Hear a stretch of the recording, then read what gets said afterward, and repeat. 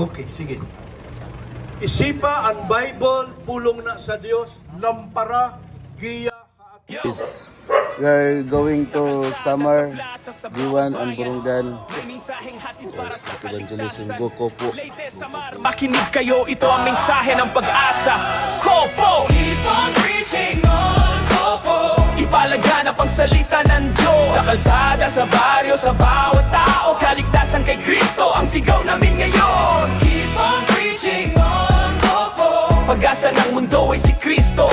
Tumanggap ka ng Biblia, basahin mo ngayon. Buhay ay magbabago sa kanyang salita. Hindi ito kwento lang, ito'y katotohanan. Pag-ibig ng Diyos na para sa sangkatauhan. Sa gitna ng gulo ng mundo at kasalanan, may daan ng buhay, si Kristo ang pangalan.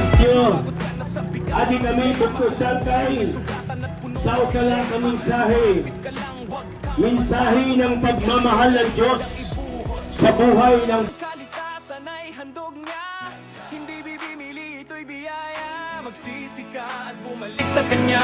Si Jesus ang daan sa buhay na wagas. Keep on preaching ay nagkasala at walang sino man ang nakaabot sa atin sa kaluwalhatian ng Diyos. Dahil po sa ating mga kasalanan, tayo ay napalayo sa Diyos.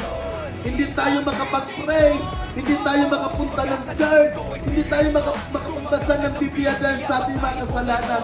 At ang kasalanan po ang siyang nagpapahiwalay sa atin sa Diyos.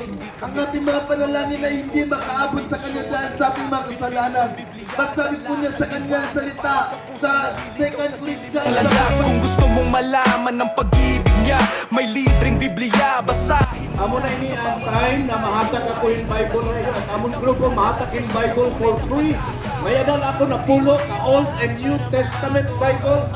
Tagalog version po inihiya. Kung ngayon ay tatawag ka sa Kanya, buhay na walang hanggan ay matanggap mo na. Preaching on, Kopo! Itaas ang pangalan ni Kristo. Sa Leyte at sa Mari, papaalam namin ang pag-ibig ng Diyos ay